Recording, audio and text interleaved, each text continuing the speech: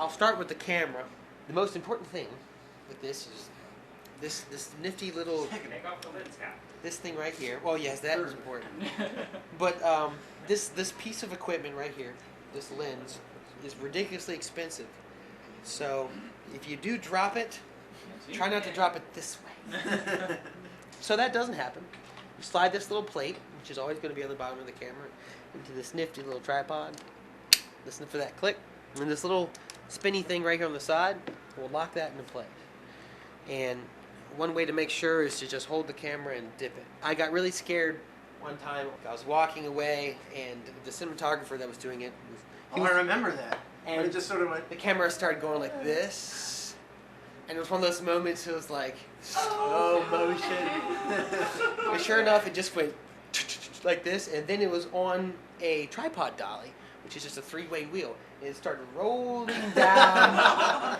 Basically, just be careful with it. I'll be there on set all the time, biting my nails. So it is a liquid pivot. It's also a dual swivel head cam, which means it's cooler, apparently.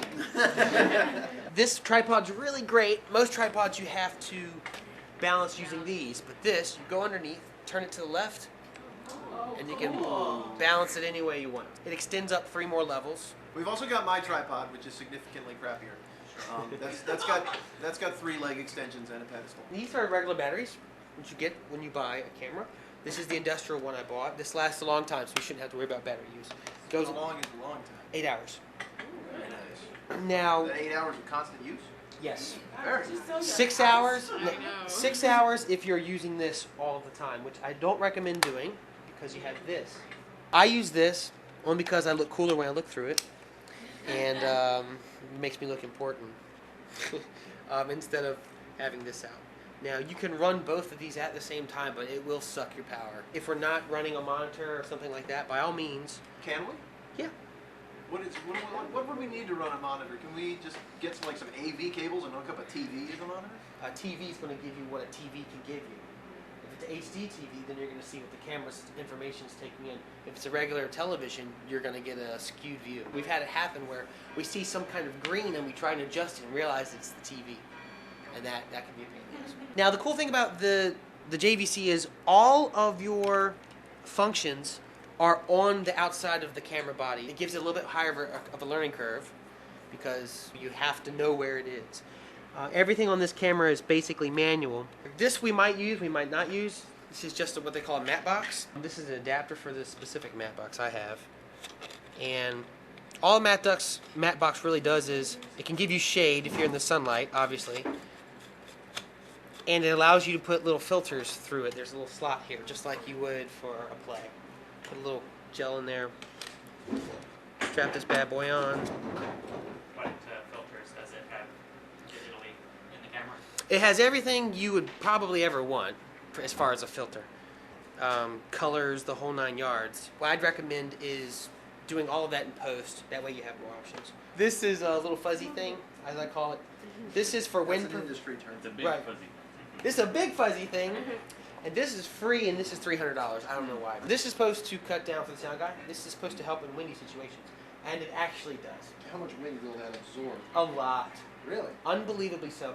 A good example is if you guys go to Students of Film and you watch the Kill Bill scene, you'll see one of the main actors' hair is just blowing, but the sound is pretty crisp. So this little bad boy for you sound guy will just go over there, only if you have wind. This will be using probably more than likely.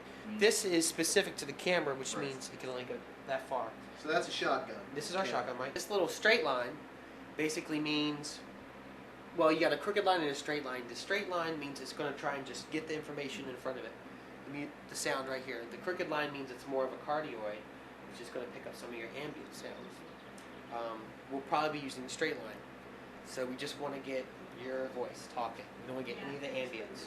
Now, is that the kind of situation where if 2 people are about the same distance from each other as Tasha and Will are right now, It'll be fine. is he going to have to be moving it all Absolutely the not. lines? Absolutely not. This mic is powerful enough that it can pick up a soft voice, from 2 feet away, no problem. Crystal clear. Cool. If I get some stimulus money from the government, which I don't think I'm going to, but if I do, I'm going to buy another little contraption. And what it'll be basically is you'll be holding this long boom thingy, with a mic here, and this will be going into an equalizer you'll have on your belt, and you can actually adjust the sound.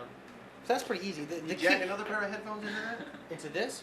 Or into the equalizer? Or Absolutely, whatever? absolutely. So you'll be able to hear it. When I use a boom mic, I just put it over my shoulder, stuff like this, and I lay my arms on it, so I don't actually have to hold it, because that's ridiculous. Like Jesus on his way to Calvary. Yeah.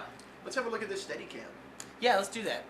I have a small car, so I didn't get all the pieces of the Steadicam in, but I got the main components. This is a professional glide cam. This harness and this backbone here will take all the weight off of you. Usually just slide it over. And you got these, I might need your help. They're all padded, so nothing's digging into your body. So you want to strap it on first, and this, I don't know who's using this before me.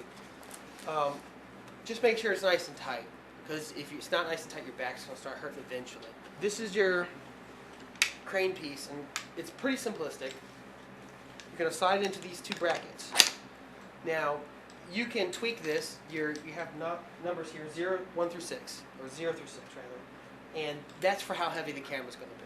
So our camera, with all the stuff on it, might be close to 10 pounds. So I can push down on this. I don't feel anything in my body at all. But if you try and press down on it, you can tell the tension. Go ahead and press down. Oh yeah. Who's going to be using this one? I- Sam? Go ahead and press down there. You can see what I'm talking about. The tension, it holds it. You can put the camera on it, just let it kind of float in front of you, like this, if you're doing a movie shot. But That normally, might be cool. It might be like, those plastic snake eye view shots. We probably won't end up using my shots because we'll probably be all shaky, but I'm gonna take a few. We could all take turns. this does have a very high learning curve, very, very high learning curve, and you'll understand when you put it on, because when you're running with it, some people still tend to do this. Which do you think would be better for a running shot? Honestly, This actually doesn't seem to tolerate up and down very well. it will. Well, It just yeah. depends on how you move. The key is, if you're going to be running, add more weight. We'll find a nice smooth patch of I ground. was about to say, as long as we know what the, Yeah.